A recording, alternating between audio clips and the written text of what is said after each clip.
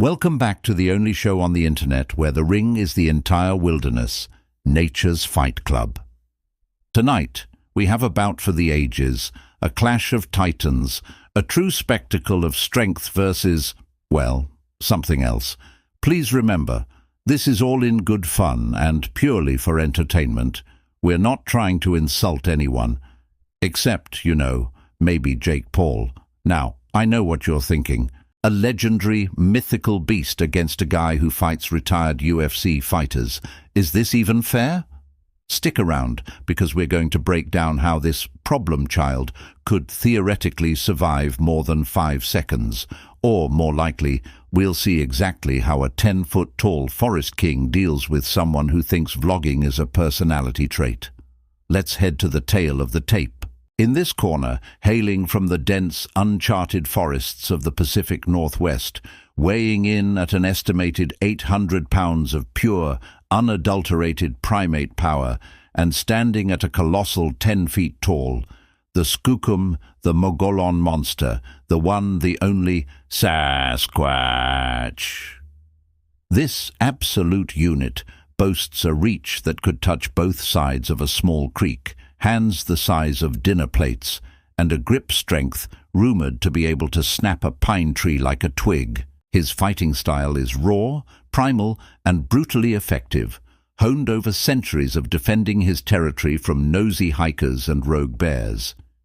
He's the undisputed, undefeated, and unphotographed champion of the wilderness.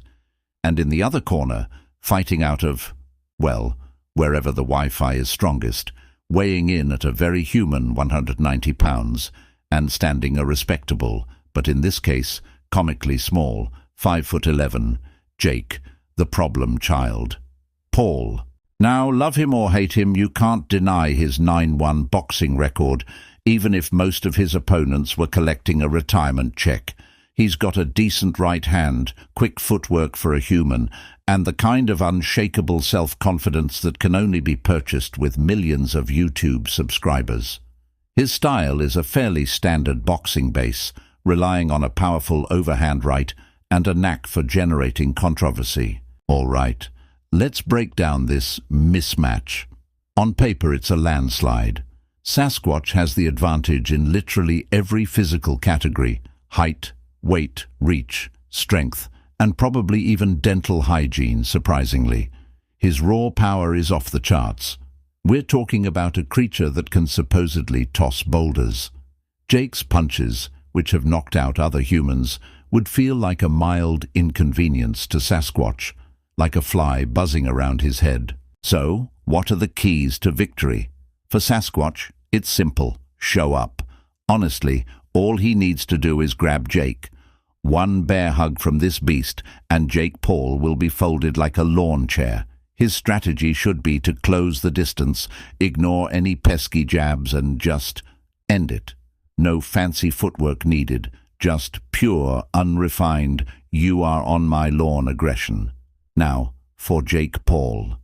This is where it gets tricky, and by tricky, I mean impossible. His only path to victory is to not get hit.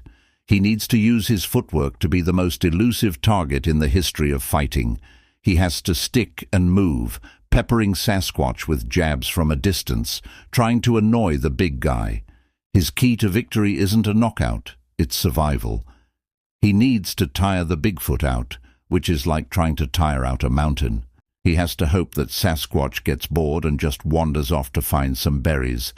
That's his win condition: victory by Sasquatch's apathy. The bell rings, and the fight begins. Jake, looking surprisingly confident, bounces on his toes, circling the massive creature. Sasquatch just stands there, watching him with unblinking eyes, like a person watching a particularly energetic squirrel. Jake throws a test jab. It connects with Sasquatch's furry chest with a soft thump and has absolutely zero effect. Sasquatch doesn't even flinch. Jake, undeterred, tries a combination: a 1-2 jab to the head. His gloves sink into the thick fur. Sasquatch slowly turns his head to look at the fist still pressed against his cheek. then looks back at Jake with an expression that says, "Are you done yet?" It was in this moment Jake knew he had fucked up. This isn't like fighting a 48-year-old former MMA star. This is different. He tries to circle away, but Sasquatch has had enough. With a speed that defies his size, he lunges forward. It's not a charge. It's more like a casual, ground-eating stride. He swipes a massive hand, not even as a punch, but more like he's trying to shoo a fly. Jake ducks, but the sheer wind from the motion knocks him off balance. Jake scrambles backward, his footwork now less about boxing and more about pure, unadulterated panic. He throws a desperate overhand right, his signature punch. It connects squarely on Sasquatch's jaw. For a split second, there's silence. And then, Sasquatch lets out a low grumble. It's not a sound of pain. It's a sound of annoyance. That was the final straw. With a mighty roar that echoes through the forest and causes birds to flee from trees miles away, he reaches out a massive, furry arm, not to punch, not to grapple, but simply to grab. Jake tries to slip away unsuccessfully. Sasquatch's hand, the size of a small car tire, closes around Jake's entire upper body. He lifts him off the ground effortlessly, Jake's legs kicking uselessly in the air. The problem child is now the helpless child. He's held up to Sasquatch's face, eye to eye with a living legend. We can't hear what he's saying, but his lips are moving very, very fast. It looks a lot like begging. Sasquatch looks at him for a long moment, then seems to get bored. With a casual flick of his wrist, he tosses Jake, not maliciously, but with the same energy you'd use to throw a balled-up piece of paper into a trash can.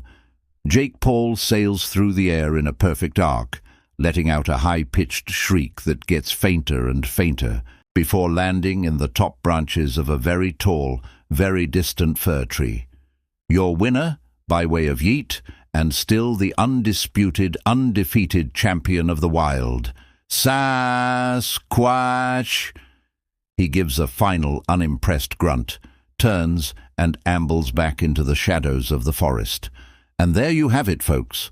Proof that no matter how many followers you have, you should never, ever pick a fight with a legend. Sasquatch remains the king of the forest, and Jake Paul, well, he's going to need a very long ladder and a new pair of shorts. A huge thank you for tuning in to this special episode of Nature's Fight Club. We had a blast, and we hope you did too. Drop your dream matchups in the comments below, and we might just make it happen. If you enjoyed watching Jake Paul get tossed like a salad, do us a huge favor and smash that like button. And if you haven't already, be sure to subscribe and hit the notification bell so you don't miss our next epic fight. Thanks again for watching, and we'll see you next time.